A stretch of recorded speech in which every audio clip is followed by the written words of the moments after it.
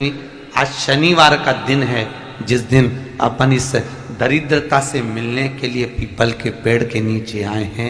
हिंदू धर्म में ये दिन पीपल के वृक्ष के लिए पूजनीय होगा। जो भी शनिवार के दिन पीपल के वृक्ष की पूजन करेगा, दूध चढ़ाएगा या मिष्ठान का भोग लगाएगा, लक्ष्मी और नारायण उसके घर में प्रवेश कर जाएगा। लक्ष्मी और नारायण उसके घर में प्रवेश करेगा। कौन से दिन का? शनिवार। लक्ष्मी जी बोली, नारायण आपने तो एक दिन का वार लिख दिया।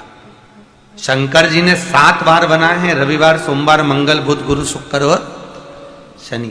ये शिव जी ने बनाया। अब एक दिन आपने अपना बना लिया, बाकी के दिन अगर कोई इस पीपल के वृक्ष के नीचे आएगा और यहां तो दरिद्रता बैठी है तो उसका क्या होगा? भगवान नारायण बोले, सुन दरिद्रता, तेरे से एक विनती है, अगर कोई भी मनुष्य इस पीपल के पेड़ के नीचे अगर 7 दिन में आता है और उसके हाथ में अगर कोई सामग्री होती है तो तू उसके घर में प्रवेश नहीं करेगी। नियम है पीपल के वृक्ष का, या तो पानी का लोटा लेकर जाओ, कुंकू का चोपड़ा लेकर जाओ, शक्कर लेकर जाओ, या पेड़ के नीचे चींटी को डालने के लिए आटा ले जाओ, पर खाली हाथ पीपल के वृक्ष के नीचे कभी मत जाओ। खाली हाथ जाओगे तो दरिद्रता तुम्हारे घर में प्रवेश करेगी। दरिद्रता उठकर खड़ी होकर बोली, नारायण तुमने अपनी मनमानी करी है, एक दिन मुझे भी मेरा चाहिए। भगवान ने कहा, बोल कौन सा दिन चाहिए? दरिद्रता कहती है, रविवार के दिन इस पीपल के वृक्ष के नीचे मैं दिन भर नृत्य करूं, इसमें रहूं, और जो यहां आए रविवार को मैं उसके घर में प्रवेश करूं। भगवान ने कहा, ठीक है। दरिद्रता, रविवार का दिन एक ऐसा दिन रहेगा जिस दिन तू इस पीपल के वृक्ष के नीचे नृत्य करेगी और जो आएगा इस पीपल के वृक्ष के नीचे तो उसके साथ प्रवेश करेगी। मैंने तुझे वर दिया। इसलिए हमारे यहाँ केवल पीपल का वृक्ष अगर दीवार में भी लग जाता है ना, किसी की फैक्ट्री की दीवार में, किसी के घर की दीवार में पीपल का वृक्ष अगर लग जाता है, पीपल का पौधा लग जाता है, उसको कितना भी तोड़ लो वो वापिस लग जाएगा। फिर तोड़ोगे फिर लग जाएगा। अगर पीपल के पौधे को तोड़ना है तो केवल रविवार का दिन एक नींबू, एक मिर्ची और बमूल का कांटा, ये 3 चीजें रखने के बाद में आधे घंटे बाद रविवार के दिन पीपल के पेड़ को उखाड़ कर फेंक दो। दूसरी बार कभी पीपल दीवार में लगता ही नहीं है, कभी नहीं लग सकता। केवल एक रविवार का, केवल एक संगीत। शनि मंदिरों में जितने भी शनि मंदिर हैं, आप सारे शनि मंदिरों में जाकर दर्शन करोगे तो शनि महाराज की दृष्टि सामने है, पर शास्त्र कहता है शनि महाराज ने दृष्टि अपने ऊपर नहीं रखी, नीचे की ओर रखी है, नीचे झुकाकर। अब लोग समझे तो ना, मंदिरों में जितने शनि मंदिर हैं सब मंदिरों में शनि की दृष्टि सामने रख दी। जो आता है तेल चढ़ाने, पूजन करने के लिए दृष्टि सम्मुख होती है। शनि महाराज ने अपनी दृष्टि नीचे रखी है। शनि महाराज दृष्टि कब उठाते? जब किसी को नष्ट करना हो। तुम जिस पर दृष्टि डालोगे वो जलकर भस्म हो जाएगा। ये शनि महाराज की धर्म पत्नी ने कहा है। शनिवार के दिन जो पीपल के वृक्ष में सरसों के तेल का दीप लगाता है उसको शनि कभी परेशान नहीं करता। एक बात हमेशा ध्यान रखिएगा, मान लो अगर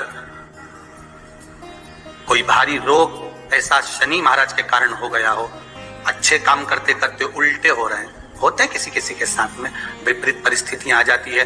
अच्छा करने जाओ बुरा हो जाता है, अच्छा कर्म करने जाओ बुरा हो जाता है। तो पीपल के वृक्ष की जो छाल होती है, छाल देखिए, पीपल के वृक्ष में जो छाल लगी होती है, उस छाल को घिसकर चंदन बनाकर भगवान शंकर का स्नान कराकर, अभिषेक कराकर, पूजन कराकर, पूजन कराने के बाद में पिपलेश्वर महादेव का नाम लेकर, कौन से महादेव?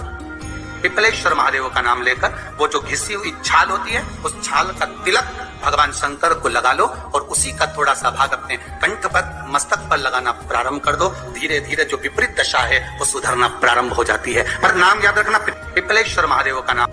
जैसे आपने पीपल के वृक्ष की गणना सुनी होगी ना, पीपल के वृक्ष की गणना में पद्म पुराण के अंतर्गत बड़ा सुंदर वर्णन किया गया है, और अग्नि पुराण में कि पीपल का जो वृक्ष है उस वृक्ष की गणना में सुबह 4 बजे से लेकर 7 बजे तक पीपल के वृक्ष में भगवान ब्रह्मा का वासा हो। किसका वासा है? ब्रह्मा। 7 बजे से लेकर पीपल के वृक्ष में 10 बजे तक पीपल के वृक्ष में भगवान विष्णु का वासा हो। किसका वासा है? भगवान विष्णु। 10 बजे से लेकर 11:30 बजे तक पीपल के वृक्ष में पितरों का वास प्रारंभ होता है। पितर जानते हो ना?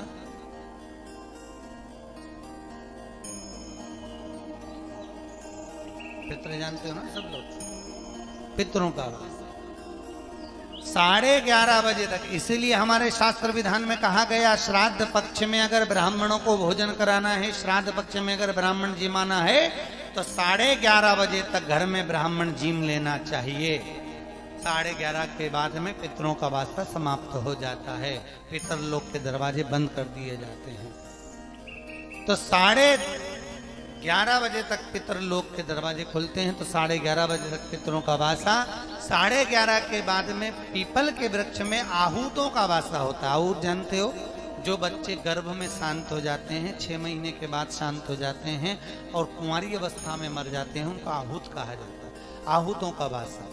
फिर पीपल के वृक्ष में वासुकों का वासा चालू हो जाता है। ये अग्नि पुराण का संवाद है। वासुकों का वासा के बाद में शाम को 4 बजे से 7 बजे तक पीपल के वृक्ष में भगवान शंकर का वासा चालू हो जाता है। 7 बजे के बाद में पीपल के वृक्ष में रात्रि को 8 बजे से 9:30 बजे तक पीपल के वृक्ष में कुबेर का वासा होता है। इसीलिए दीपावली के दिन रात्रि को 9 बजे जो पीपल के पेड़ के नीचे घी का और एक तेल का दिया लगा देता है, उसके यहाँ कभी संपदा की कमी नहीं होती। तो 9:30 बजे तक पीपल के पेड़ में कुबेर का वासा। ऐसे वासों का क्रम कहा गया है। तो हमारे यहाँ कहते हैं पीपल के पेड़ की परिक्रमा करना है तो कब करिए? सुबह के क्रम में कर लो, ब्रह्म मुहूर्त में कर लो, 4 बजे, 5 बजे, 6 बजे, 7 बजे, 8 बजे, 9 बजे, 10 बजे तक पीपल के वृक्ष की परिक्रमा हो जाना चाहिए। फिर पीपल के पेड़ की परिक्रमा न रात को होती है न दोपहर में होती, न शाम को होती। शाम को क्योंकि किसका वासा हो जाता है? अरे बोलो तो, भगवान शिव का। अब शंकर जी की परिक्रमा नहीं होती ना, क्योंकि शंकर जी पीपल के पेड़ में जाते तो वहां पर